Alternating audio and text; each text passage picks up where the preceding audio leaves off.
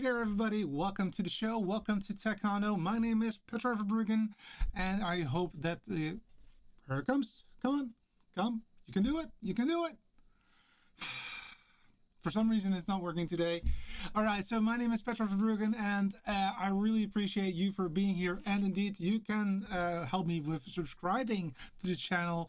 Really would appreciate that, because with your subscription, I will be able to get a community tab, and I think it's really great if I could have a community tab, because if I would have had that last week, I could have showed you some really cool behind the scenes pictures, like for example this one right here that I have today, because I wanted to give you a very good look at the back of the Hyperdeck HD Plus that we unboxed just about a week ago, and it's really cool to see you guys. Now, because this is going to be a very big episode, I wanted to do it a little bit differently than I do it normally. I want to get a little bit more structure in here, so that's the reason why I've added a let's say a plan, so to speak. So first and foremost, we're going to do just some welcome. So I will do that in just a bit of a check-in. So please tell me where you're from, which country, which city, so that we can get to know each other, basically. Then next to that, I will of course do a hardware walkthrough. I will be discussing the Hyperdeck HD Plus in the way that we're first going to talk about the connections at the back. Then we will do a quick size comparison between the Hyperdeck Studio Mini or ATEM Mini. Then we will do a fan noise thing, because a lot of people were asking about what is the fan noise, because the old one, the Studio HD Mini, oh no, sorry, that's not true. The Studio Mini is quite noisy, and you were asking about that. Then of course I will take some time after we talked about the buttons on the front, so for some quick Q&A, just to give you some time to talk about what you thought about it. What is important to know, because I think that is going to be quite extensive today, please add a Q in front of your question, or alternatively use Taekwondo as a tag, so that I can quickly browse through it, so that I can answer your questions.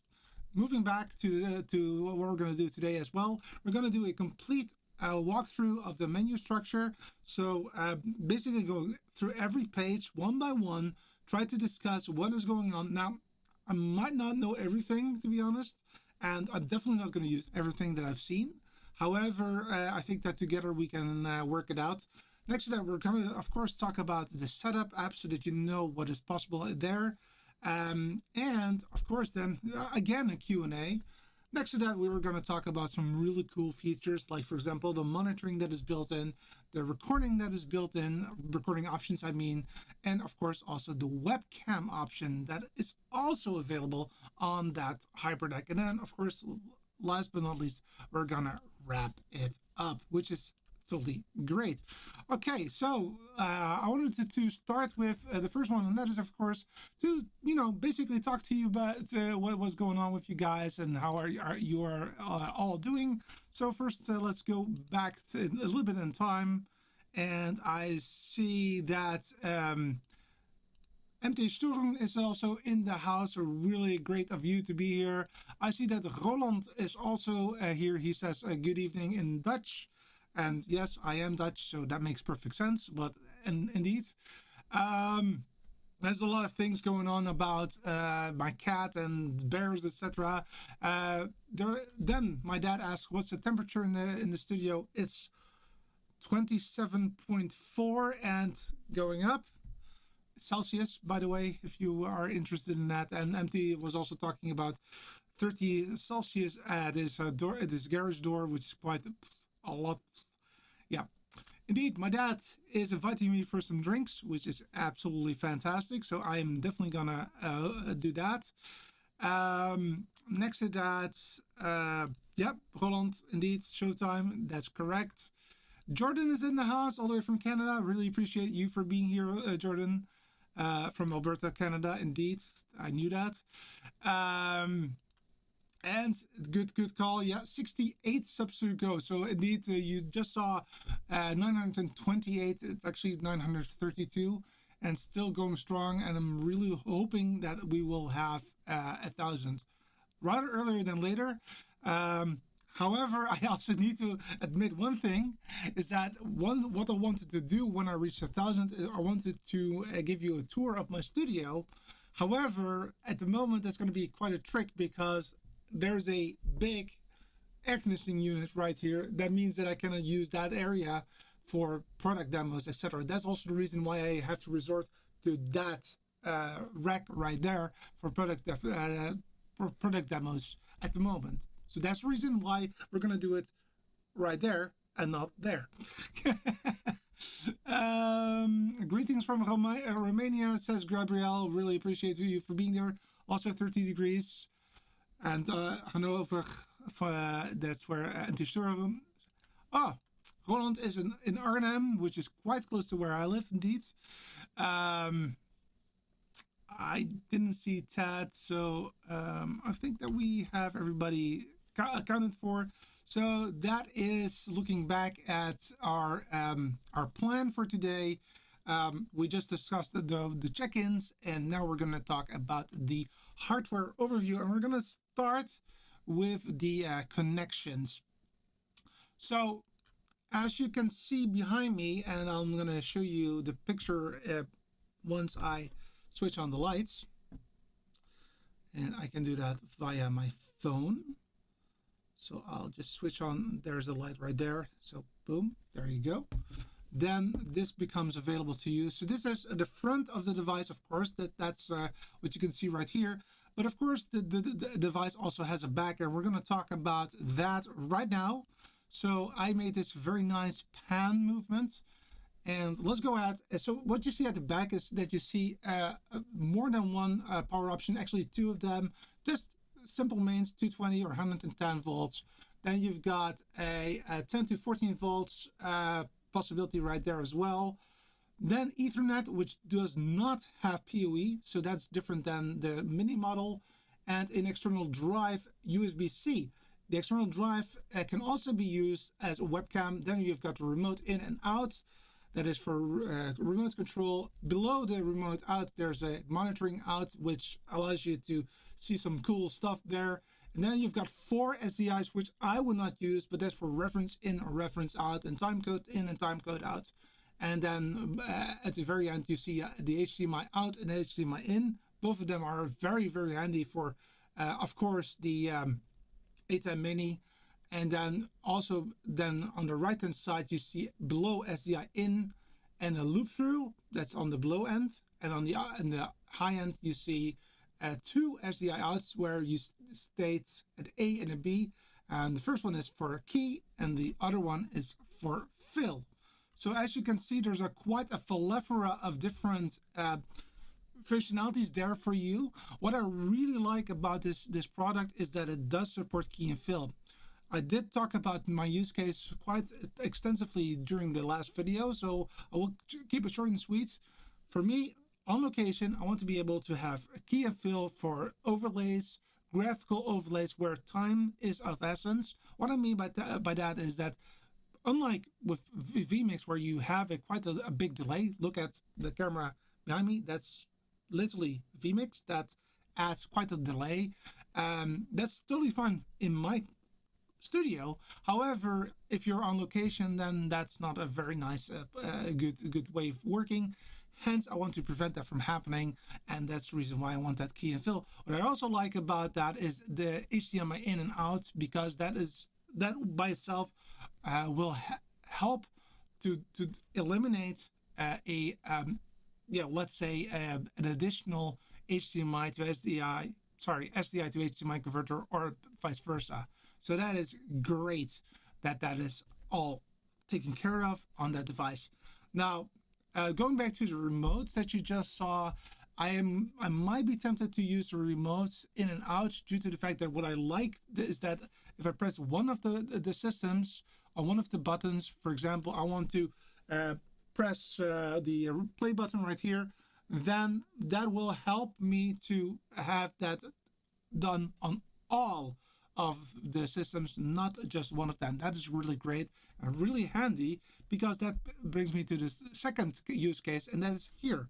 For you, during demos, I want to be able to have more or less synced product, so that you know what's going on and know how things are working when I'm doing a demo. Because the way that I did it now was that I just had some cameras pointing at me, and it does not really look that great. I want to have some other kind of products going on, maybe some videos from outside. So maybe we're going to do that in the future. All right. So that concludes what I wanted to talk to you about the connections. Again, the time code and reference in and reference out, I'm probably not going to use that, because in my use case, in my particular situation, I only have one camera that can handle time code, and all the other cameras do not have time code. So for me, it does not really make sense to invest in that.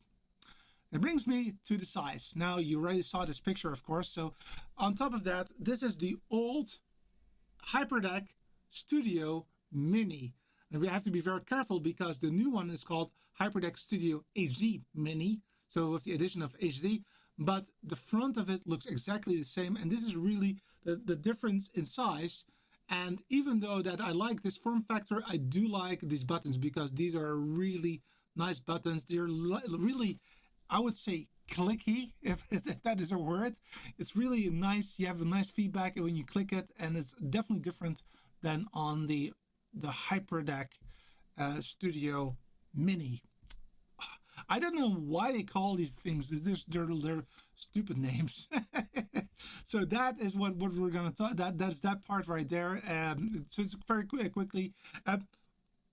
The size of the Hyperdeck Mini is that you can actually have 3 of those Hyperdeck Minis side by side on a 19-inch rack, where the new one, the HD Plus, which we're talking about today, actually you have the ability to have 2 side by side. And that's definitely what I want to go for, maybe one day. Again, I will be looking at your comments in a bit. I want to give you a lot of information first, and then I will move on to the next one. Now comes one that a lot of people were interested in, and that is fan noise. The Hyperdeck Studio Mini, the small one that was on top. Again, I'm going to show it one more time. The one that's on top right there. You actually see me in the screen, which is cool. That one is quite loud, and the other one is not so loud. And what I'm going to do is that I will be muting myself. So I will do that in a minute. And once I'm muted, I will start the process of first showing you what the Hyperdeck Studio Mini sounds like. And then next to that, after that, I will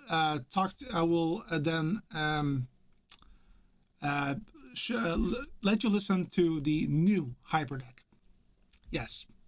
Now I was a bit caught off guard, because I want to be sure that the audio will be working. So I will be, for the sake of it, I will check. So that's 41 and 4. That's perfect.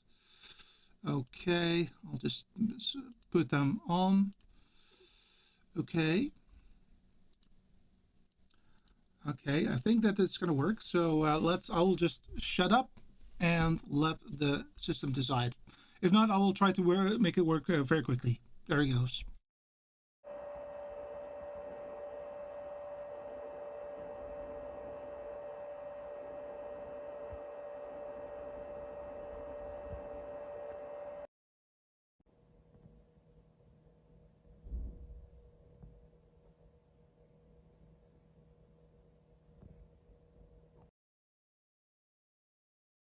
And that was the difference between the two. Maybe I should do that one more time just in case, because that is quite a difference. I think I actually needed to up the color, the HD Plus one, because it was not audible here. So I actually a little bit made the other one in favor. So the Hyperdeck Studio Mini is really as is, and the Hyperdeck HD Plus, the new one, is actually a little bit higher volume, just to make it a point. But let's do it one more time just to show you the difference in the fan noise between the two. So first comes the old one.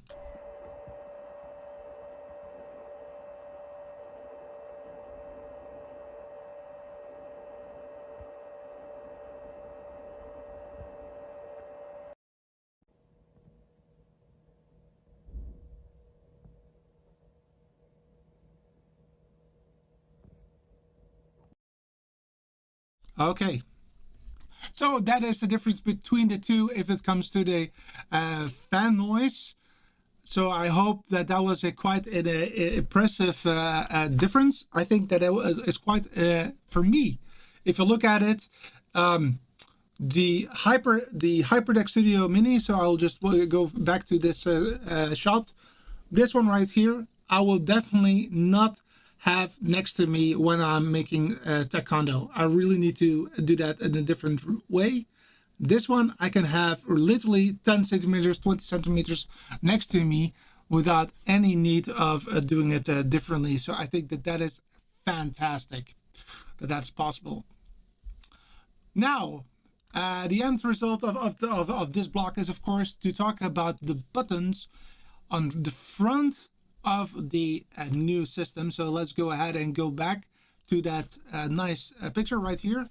I will go and stand a little bit so that I can show it to you. So here you go. So we have from left to right. On the top of that, you have the possibility to listen to the audio of what you're recording and also what you're playing. So if I press and hold, I can hear myself again. If I would press twice, it will keep it on volume. So you can hear me now twice, maybe not because it's quite low, but that is a possibility. If I want to change the volume of the speaker, then I just need to press and hold this one and then change it right here. So here you can see what the volume is doing. And that is the way that you can set that up. The speaker is right here, and there's of course also the possibility for a headphone as well. Now let me add one of the cards right here. So this is one of the cards that I'm just adding to it. I have a second one right here, which I have not yet put in, just for the sake of explaining something in a minute. And these are what they call transport controls. Why do they make it that difficult? Why not just call them buttons? These transport controls or buttons are really nice, clickable. I cannot really let you hear them. Well, actually, I think I can actually, because I did record a small video on it. So let me remove this and then maybe I can show it to you. There you go. Oh, let me try it one more time with more volume. Yep, there you go. So this is literally me clicking the button so that you can hear it perfectly.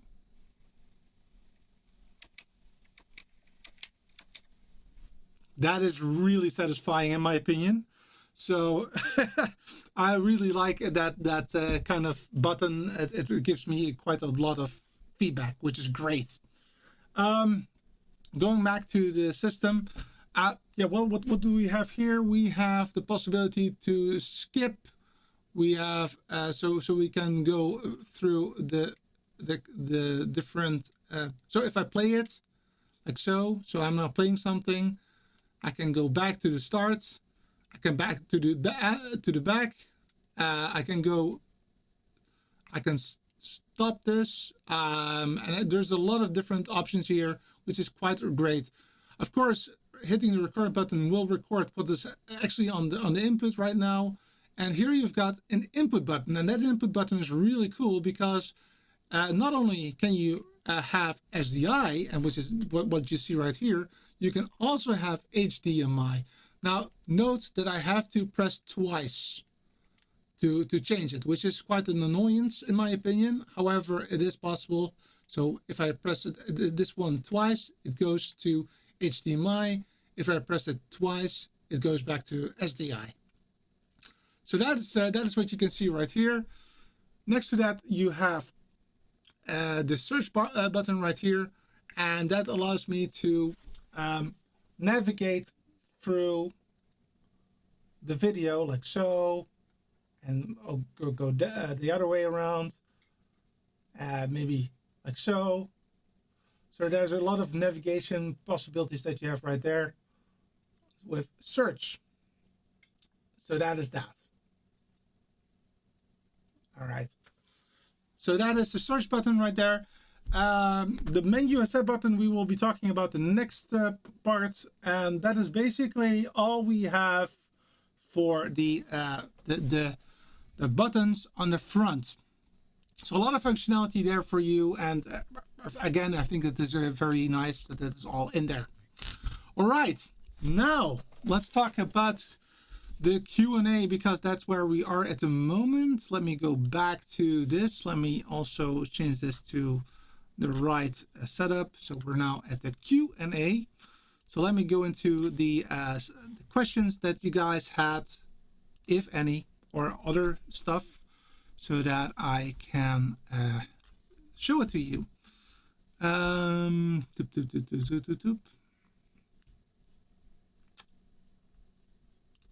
MT says, fan noise. I got my fans yesterday to update my old Hyperdecks. Yeah, so the old one was quite noisy, as you just could have heard. The new one, it's really far away, so I'm quite okay with it, even having it right beside me. So that's perfect. My spaceship decoration. Okay.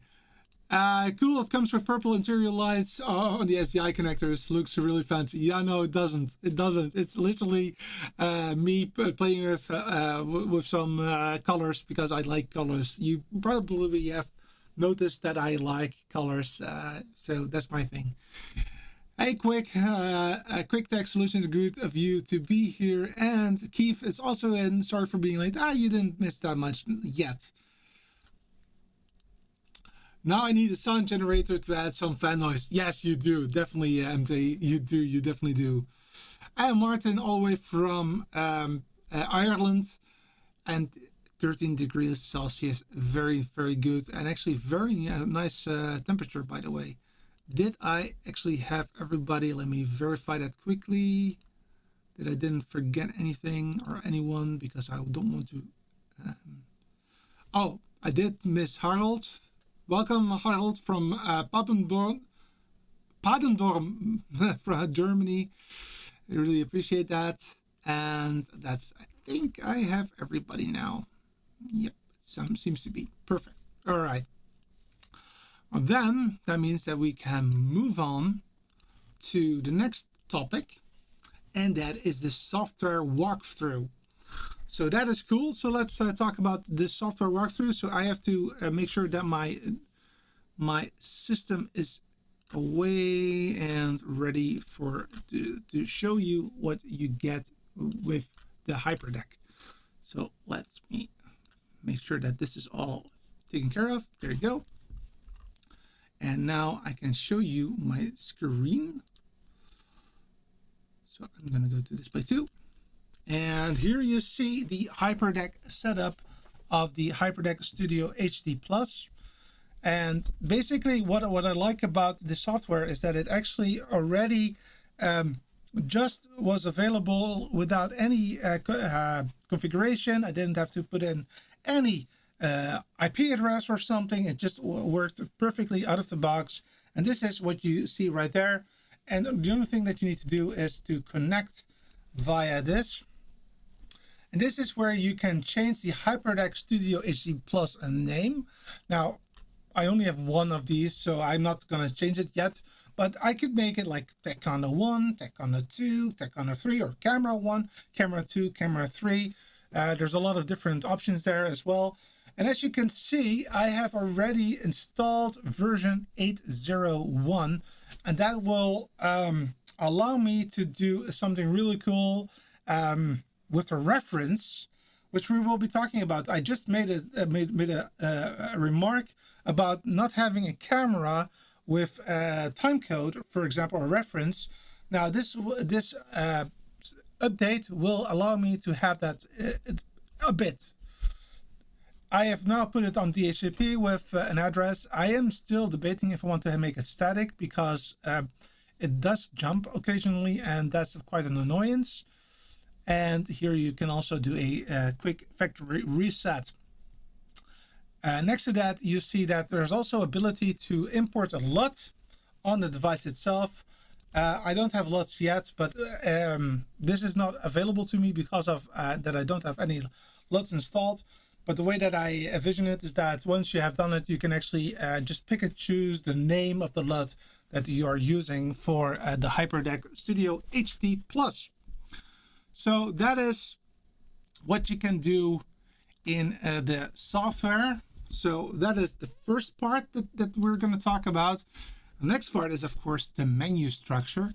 And this is going to take quite some time. And if you're watching this after the fact, I want to make sure that you know that I will be putting time codes of every single step today, so that you can easily find what you're looking for and you don't have to look everywhere during the show. And if you're here live, great. But I also want to make sure that you guys can also easily find your way around to figure out what you want to talk about. Again, we're going to talk about the Q&A session in just a minute. But before that, we're going to go via the menu structure, which will take some time because there's a lot to discuss. Okay, before I do that, a quick water, 27 degrees Celsius. All right, let's talk about the menu structure. Okay, to open up the menu structure, you click on menu right there. And this is where you can go through all of the settings. And yeah, before we go in depth, you just can turn on the dial here, and then it will go to the other main menu items that you have at your disposal. So there are quite a lot of them right there. Come to think of it, maybe I should zoom in a little bit. So I'll try to zoom. I have to zoom in digitally. So what I'm going to do is that I'm going to go back here and quickly create something that I can actually zoom in. Let's go to this 4K. And then I'm going to go to camera 2. Yep, camera 2. And then I'm going to zoom in. And I will pan it to the right so that you can see what I'm doing. Maybe a little bit down, and there you go. There you go, way better.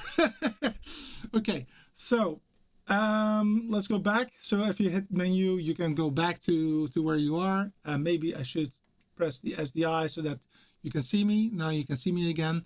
Okay, so I'm gonna press the menu right here, and here you can see the record menu. The way that you can change the record menu is by clicking the set button, which is now blinking.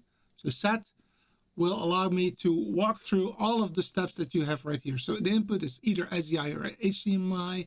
The codec I have set to H.264 high, which is not the highest available, but is perfect for my use case. If I want to change that, I'll just hit set here. And I can then choose between a lot of different functionalities. For example, H.264 SDI, which is a Black Magic only setup. It's not a normal protocol, so to speak, but this one is the H.264 high, medium, and low. These are also the ones that you have seen on the different systems, like for example the Web Presenter. So there's nothing wrong, different there. ProRes, we have a lot of different ones there. HQ, ProRes normal, light, proxy, and also DNHR. So that's a digital negative, and there's a lot of different versions there as well. So definitely a lot of codecs that you can choose from. Let's go to menu here. So those are the options that you have here. If you want to trigger a recording, that is also possible. So let's go down a little bit, then hit set. So you can do it on video start and stop, or time code, run. So there's a lot of possibilities there as well. Let me put that one right there a little bit. Yep. So those are options right there. Click on menu and input resync. So this one is actually the functionality that was added with version 8.0.1. Otherwise, that was not available. And what that option does is that it will allow you to have the Hyperdeck act as a first reference. So it will allow you to use that as your timecode source, and not, for example, a camera, which is quite nice. Again, not for my use case, but maybe in the future I might be tempted to use that. Okay, going back to menu, and then I'm gonna go to the next one, which is monitor. Monitor has either clean feed or not, or are the 3D LUTs. Now 3D LUT does not work for me because I didn't add any LUTs until now, and the clean feed for the monitor I also have switched off because I like to have the monitor available to me. And the monitor actually looks like, well, this. This is the monitor right here. All right. We're going to talk about the monitor at the later stage, so don't worry about that. We're going to come back with that. Then let's go back to the menu. Sorry, the menu I don't have to do. I can go back to this.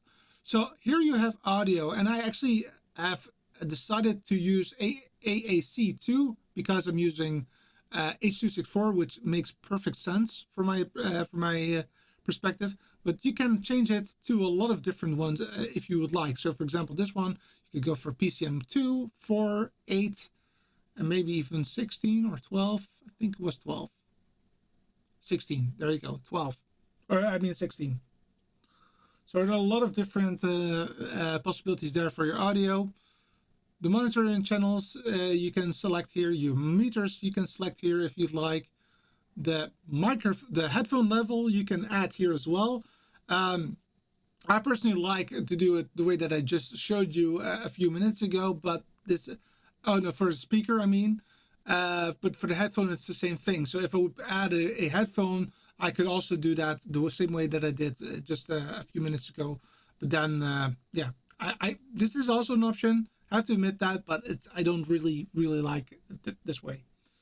Then let's go back to the next option right here. So this is where you can perform all kinds of different storage media. So if I would add a second card, you will see that popping up in a few seconds right there. And then if I would go down like that, I can also do USB spill, but I can also do a format of the media, of course, from within the system. I can choose between either the exFAT file system from Windows or the Max file system. I personally am doing the exFAT system because for my streaming and video production, I use at the moment Windows computers. Now, that being said, I will not be surprised if I will change that in the future because I am in the market for a new Mac OS device, but not at the moment. All right, then let's go back to menu and then go one step further, and that is the setup. Now let's hit set again right here, and now let's walk through. So there's a plethora of languages. Unfortunately, not Dutch, or for example, but Chinese, Korean, simple Chinese. I don't know what with all these, what Espanol. I know that's Spanish. German is there. French is there. Polish, I think. It's Italian, Portuguese, Turkish. Oh, then I think that this is Polish. And then something I don't know what it is. So that was that. Then go back. The date and time is picked up automatically from the network, so I didn't have to fill it in. However, if you would like to fill it in That is possible, so you can change it if you would like to do that, but I don't see any reason why I should. And then you have the time, which is not really the correct time for me at the moment, but that's fine. The version and the dark appearance or light appearance, that is possible as well. I do like the dark mode way better than light mode, but just for the sake of it, I will show you what it is if I would change it to light mode. Then the camera will be do quite some awkward things, but let's do it. Boom. So that is what it looks like, and I really don't like it. I really want to go back to the dark mode. Dark side is way better. All right. Now this one is interesting. So camera, and then you see A. If I would say set, you will definitely go into ABC all the way to Z, and then 1 to 9.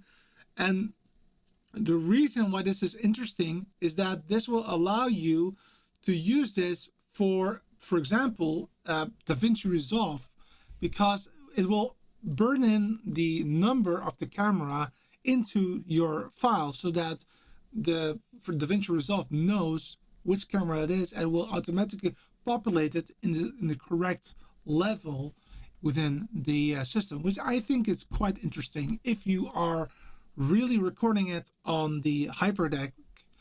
I'm not going to do that, but it might be interesting for you. And then let's go down one more. And then you've got the default standards.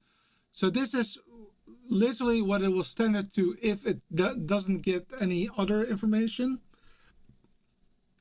Of course, network is you can set here as well. In this case, it's set to DHCP, but if I would change it to manually, I would be able to change my IP address, which is available right there, or my the subnet mask I could change, the gateway I can change, but of course I'm not going to do that. The time code is based on video input, but if I would press set again, I can change it to external, internal, last clip, and maybe one more. Yeah, the preset. So there are a lot of different options there as well. Going back, the drop frame default, presets, output, and yeah, the SDI is now level A, and you got also level B at your disposal if you'd like. And this is all about the genlock and references. Now I have to admit that in my use cases I will not use the genlock at all, so I'm not really that interested in that from my perspective, but it might be something that you are really looking forward to. But as you can see, it's quite a professional piece of equipment. There's a lot of different functionalities there for you. And let's go down a little bit. So you've got your timestamp file suffix, and you've got the playback of all kinds of different things. And of course, the remote can be set here on and off. That is important if you want to maybe connect your ATEM Mini to it, for example. And here you can also run a factory reset, and that's quite fast. I've done it once, and it actually really works. So that concludes, well, basically this product right here, the outside. So basically we have done a full-on walkthrough of the menu structure on that system. Now I have to go here to show you where I am. So we did the Hyperdeck setup of the app and also a full menu walkthrough. So that means that we can now go into the second Q&A. So let's go ahead and do that right now. Checking your comments. A lot of comments coming in. Oh, but there's a lot of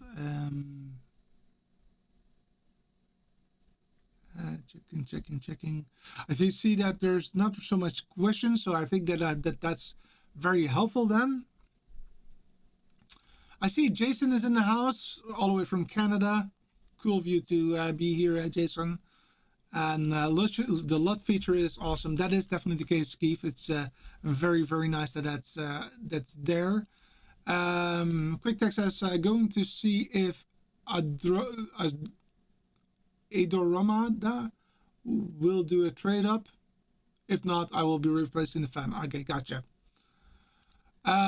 Keith says, what's your favorite new feature? Good question. I would state that basically it's I think that for me it's really about the what I just said, the key and fill, which is not a new feature, but it is the cheapest version that has that these days. That's one. But what I also like is that I do not have to only add SD cards. I can also actually add an external drive to the mix, which I think is really a nice feature. I also like the monitoring feature, though I am doubting if I'm going to really use it a lot, but we will be talking about the monitoring solution in just a minute. Actually, come to think of it, we will be talking about the features in just a minute. So I will discuss that to you very, very soon.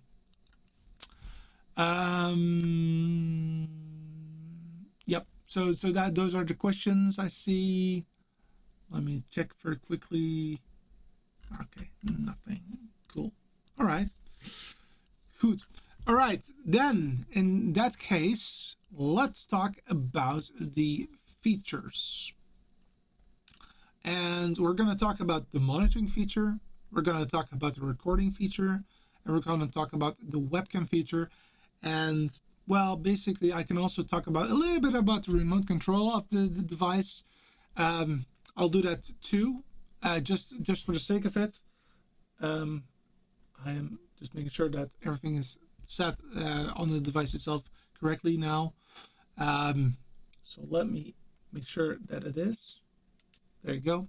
So what I've now just done is that I've just started a new video right now, just for the sake of it. That will help me a little bit in the future. Okay, no, I'm going to go back to the SDI input. All right, because I need that. All right, well, first up, the monitoring feature. Okay, so I can show you how the monitoring feature looks like. However, there might be a small delay in my video compared to my audio. That's not on the monitoring side of things, but it's because I'm doing some interesting routing, which adds a small delay. So it's not part of, so it is in sync on the monitoring, but you're not listening to the monitoring, so to speak. So you're listening to what I'm just doing now. So that's the reason. Did I explain that correctly? Yeah, I think so. All right. So what does the monitoring look like? Well, like this. All right. So now the audio might be a little bit iffy, but so what do you see here? You see the codec that has been chosen right here. So you did see H.264 high, but I could have also used a ProRes or a digital negative, or maybe H.264 SDI, the new one, which is typical for Blackmagic. Then you see here, right there, the 1080p50, that is the signal that I'm providing to the system, so I can really now see what I'm doing. This is the time code right there. I'm not really using it, so for me it's not giving me a lot of added value. This one though does, so I can choose between the SDI or HDMI. If I would change that, you will not see anything at the moment, so let's do that. So I'm going to change it to HDMI. So now it's all gone, and this is where it's quite handy that you have audio. So now I'm going to change it, press it twice, and now I'm back.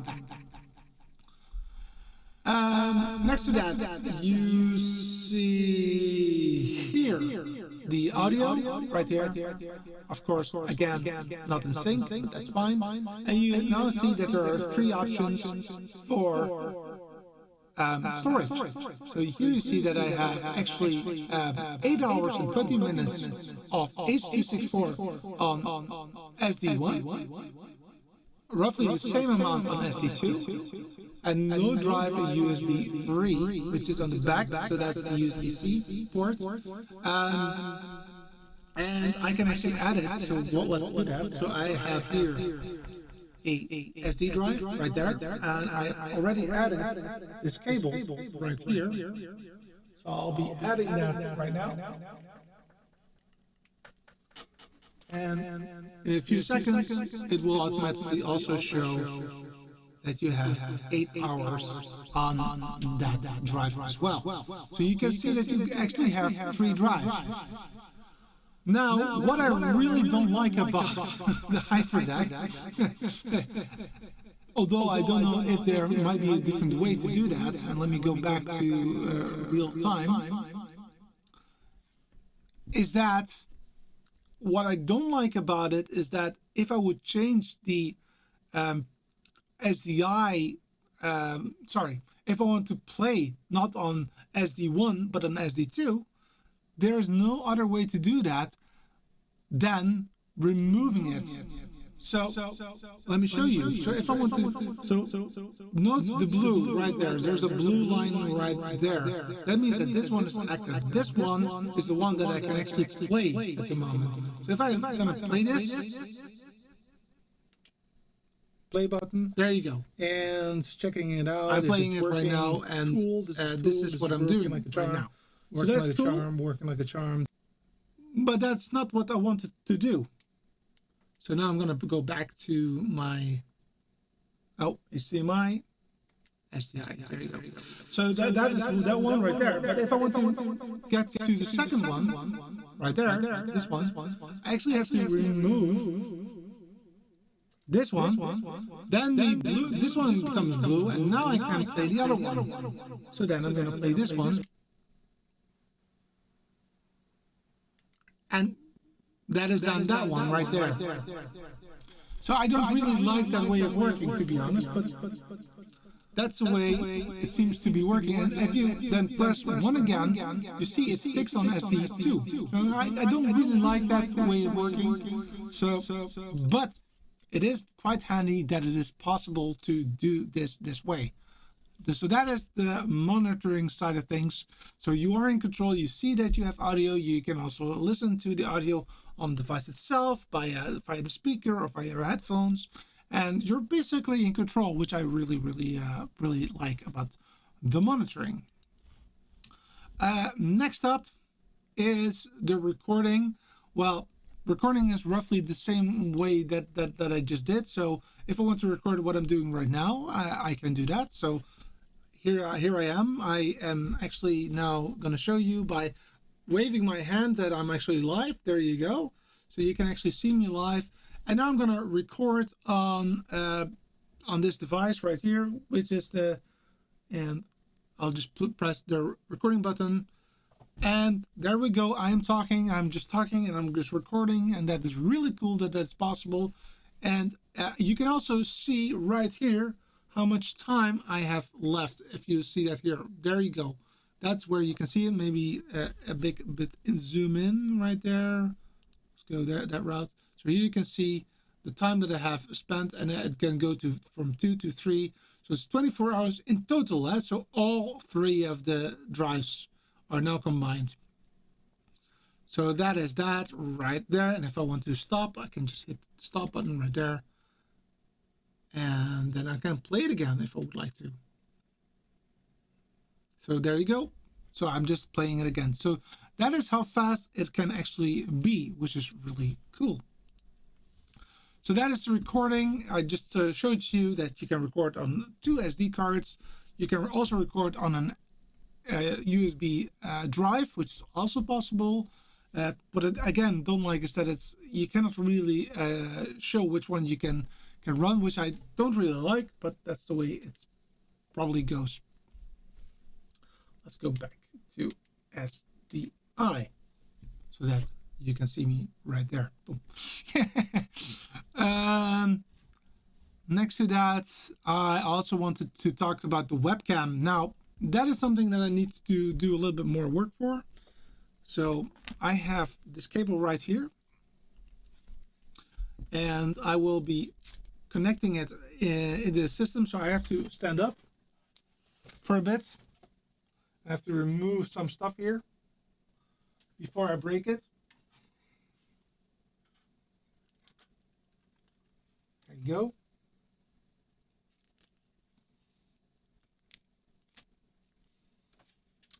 And then I need to remove the drive. No. Drive is removed. I'm going to add the other one.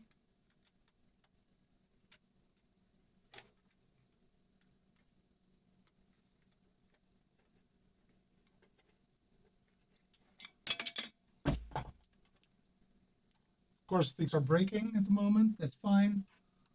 Don't worry about it. Okay. So let's put those two back again. Well, maybe not this one. All right. So now I have this cable right here. So what I'll do now, for the sake of it, I will use my Surface Pro to show you that I can actually use it as a webcam. And come to think of it, this was not smart, because I have a problem with my USB drive on this device. So let's hope that it's working. So the reason, my dad knows that this device has an issue with the USB connector. I just forgot about that today. So let's try to do it anyway, and let's see if we can get it hooked up.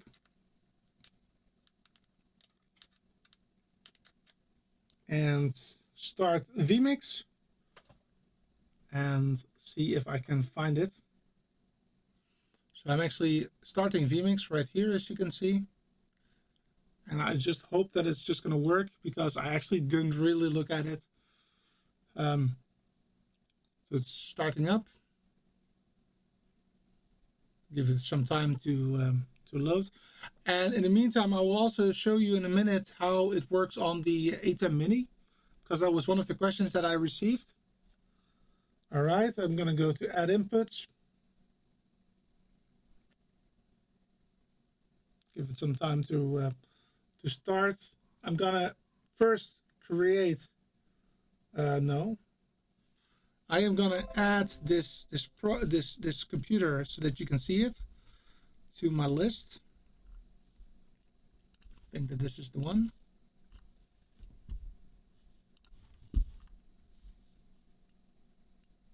All right, now I don't see anything, so that is quite an annoyance. Let me see if I can set up an NDI source. Oh.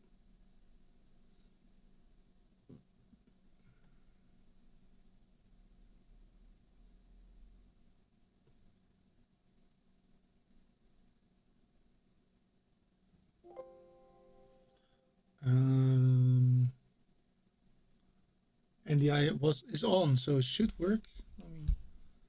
Why is it not working? Let me try it one more time.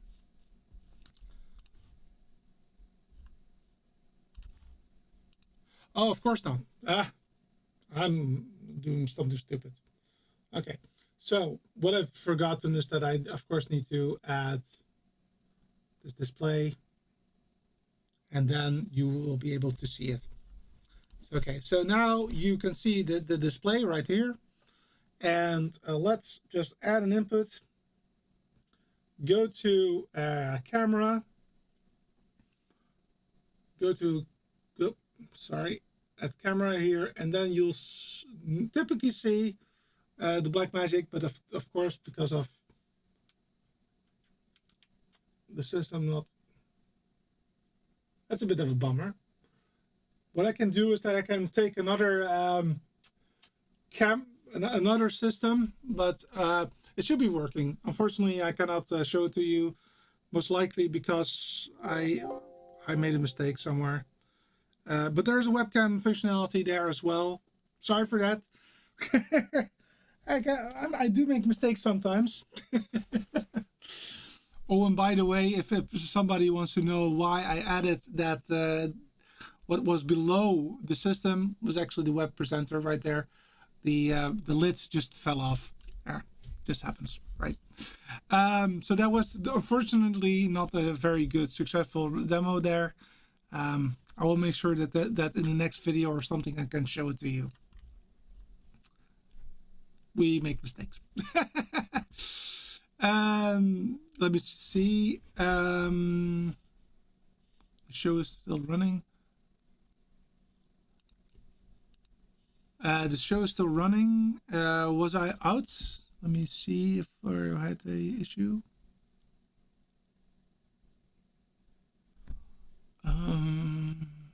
Oh no, you were talking about something else. Oh, okay. All right. Then, of course, it looks like you are around 256 gigabytes.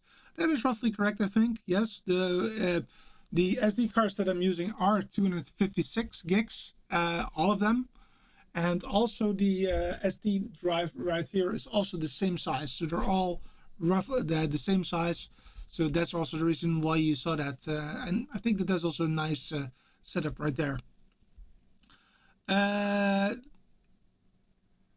Keith says the USB-C C recording feature is awesome. Mix Effect gives the ability to change cards. I wonder if I will see the USB-C port. Most likely. I mean, I would not be surprised if that is possible, but I have not figured it out on the device itself. So I'm just complaining about the device itself. I'm not necessarily complaining about the product by itself or the software, because there are more possibilities with the software.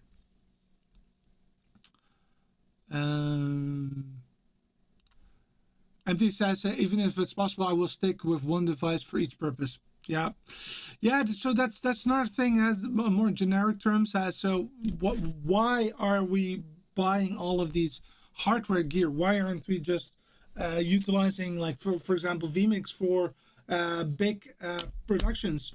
Well, the answer to that question is really about safety.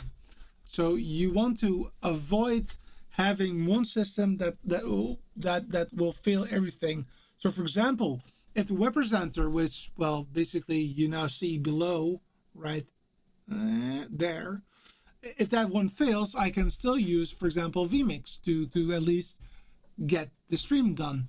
If the for example, vMix crashes, I can use the Hyperdeck for playing videos.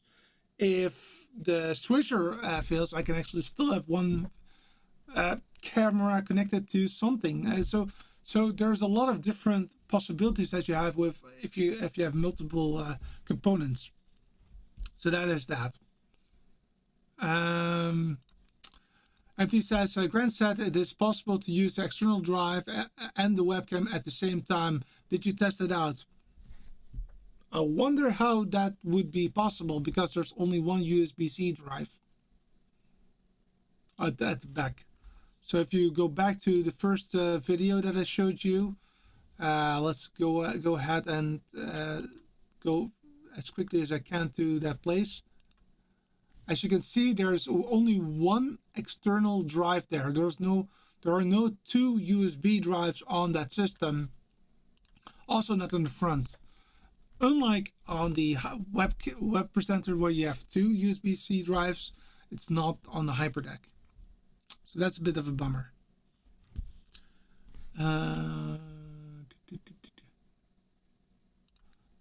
Yeah, on TV channel says that he just arrived. That's totally fine. Just watch it after the fact, and if you have any questions, then go ahead and tell me. Just write it down. That's totally fine. I will react to it at the very end.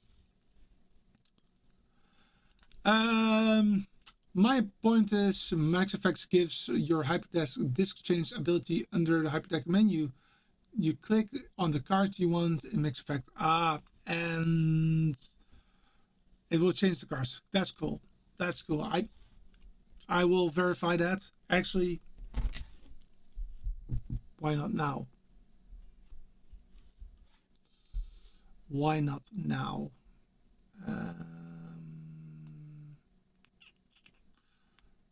Do I have mix effect running? Yes.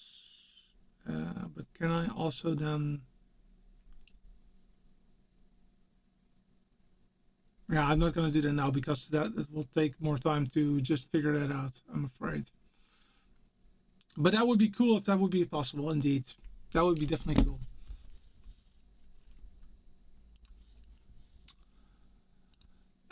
WhatsApp says, are you going to do a demo on Keyfill? Yes. Not today. It will take more time than that. So I will definitely do that in a separate video.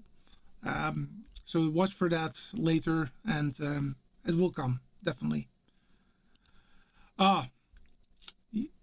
MT Student says, he said you can use a USB hub. That is cool. I didn't know that.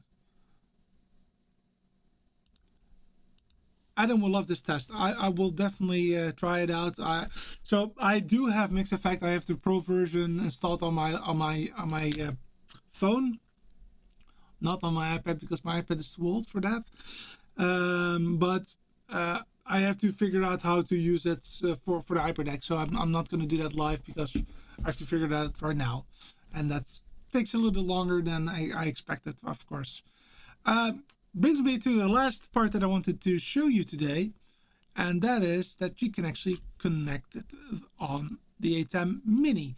So I actually have an ATEM Mini right here, and sorry, I just saw that my dad said that I had some echo. Sorry for that. I was hoping that I had prevented that. I didn't see that. Sorry. All right. So I have here a ATEM Mini. I don't have any HDMIs connected to it, but I'm just using it as a remote to show you that it's possible. So if I would go into my screen, here you have the ATEM switcher control. And what I needed to do is that I needed to go to this cogwheel and set up a Hyperdeck. And that's what you do right here. You fill in your IP address, the camera input that you want. Well, typically I would say 3 and 4 for Hyperdecks is really important because 3 will be key and 4 will be fill, or 4 only for playout. Auto roll will enable it to immediately start once you press camera 4, and you see here that it's green. Now the cool part is that you need to do something for that. So if I go back to the system, I needed to press this button right here, which is the remote button. If I would remove it, you will see that it's yellow. It does state that the remote is not active on this Hyperdeck. So once I press that same button, it will turn to green, right? Like so. And then you just hit save.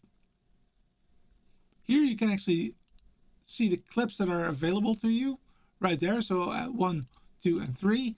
And this one is just the one that we created today. So now I need to figure out how I can show that to you. Oh yeah, I know how to show that to you. Okay, so now this is the ATEM Mini. Once I press camera 4, you will see this video right here start. So once I press camera 4, there you go. That's all there is, which is really cool. Now, it does not stop if you go to camera 1, which is a little bit of an annoyance, but you cannot have it you cannot have everything. However, if I would use it for other purposes, like for example, I would use my Scarway device or companion, then that would be possible to do so, to have some interaction with that. All right, I think that we well went through everything apart from one thing. So let's get this one going back. Okay, so we did a quick check-in, so we know where everybody's coming from. We did a quick walkthrough. We went through the back of the device, showed you all the connections. We showed you the difference in size compared to the old Hyperdeck Studio Mini, and the new HD Plus. We also showed you what, or you could listen to the fan noise. I think that there's a lot of difference there. Excuse me. Then we talked about the buttons in the front. There are a lot of different buttons there. We went through the Hyperdeck setup and also through the full menu. So you did see everything that is available there. We went through the monitoring with a little bit of echo there. Sorry for that. I should have checked that for you. And of course, we also talked about recording and webcam, and we just learned during the show that it is possible to have the webcam and USB-C recording at the same time, which is quite cool. And he says, I hope that the new Hyperdeck has solved the problem with disconnecting the old one has sometimes. Yeah, I know that's a thing. I have seen that also with other content creators. I am thinking that it might have something to do with the time that it's up and running. I'm not sure about that, but I will definitely take that into account, looking into it. Though I have not seen it do that yet on my end, so that's quite, yeah. So I'm hopeful for that. Harold says, what happens once the clip on the Hyperdeck ends? Does it switch back to the camera on preview automatically? No, it does not. So it will not go back to the preview automatically. You do need to press the button to go to, for example, SDI. You do need to do that yourself, unfortunately. So no, that is unfortunately not the case. If there aren't any questions, I still have some time left, so we can definitely take some questions still. That does give me some time to talk about what will happen next. So this was a long stream with a lot of information, I think. What I will do tomorrow is that I will put all kinds of chapters in the description so that you can easily navigate to the one that you're interested in. I would like to ask you, if you're not yet subscribed, please go ahead and subscribe to the channel, because it really helps the channel and grows the community. I would love to be in the possibility to show you some behind the scenes stuff, and also asking you questions in between the videos so that I know what you want to see. My idea is for that in about 2 weeks or so, I will do the key and fill video. So I will go through how you can use that. I hope that most likely in 2 weeks from now. I am considering to do that live as well, so that we can have an interaction going on that. And the way that I want to do that is basically with a bumper, a stinger, so to speak. So I want to be able to run a stinger and show you how that works with your Hyperdeck. Of course, we will have a Q&A sessions quite often, like every 2 or 3 weeks. So if there are any questions that arises through watching this video, also after the fact, then I will be maybe able to answer your question by delivering a demo, or just to give you more information. What I really want to know is what you want to know more about the Hyperdecks, and maybe also about the use cases or so. So let me know what you think.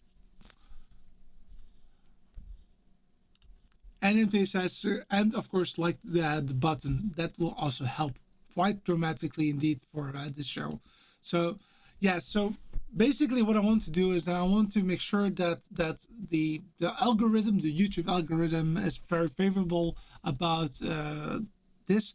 And I have to admit that you guys are really rocking it, because I'm going to show you what it looks like at the moment behind the scenes. Just because I'm open about that kind of stuff. So if I go into my YouTube studio, and I'll show you what it looks like. So there you go. So you see a lot of different things here going on. So you see that the previous video is is really killing it. It has an impressive click-through rate, 10%. It's quite great. And everything is actually going well. And this is, even though it's not about monetization for me necessarily, it's really about the community tab. But this is really where I can see how things are going. So at the moment, it's 932 subscribers. Let me increase the size a little bit. So there you go. So here you go. It's 932 subscribers are currently active. So that's, 39, not 39, 93.2%, of course. And 95%, 3816 for 4,000, about 95% is currently public watch hours, which is fantastic. So looking at that, I am really looking forward to be able to get that community tab going so that we can increase the functionality of what we're doing. And yes, liking the videos, watching the videos, asking your friends to subscribe to the channel will also help. But I'd rather have people subscribe and are interested in what we do than just for the sake of subscribing, because that's very nice of you, but it's not that special. I'd rather have people that are actually, being part of the community. Keith says, thanks for taking us through the Hyperdeck Studio HD Plus. Please let me know if Mix FX works for the new Hyperdecks. I will. I have to verify that. Maybe something for next week. Maybe I can have a look at that for next week. That's a good question. That's all I had in store for this show. Hope that you liked it. Again, really appreciate you for being here, taking the time of your Saturday. And I hope that I see you next week. Same time, same channel. Have a good one. Bye-bye.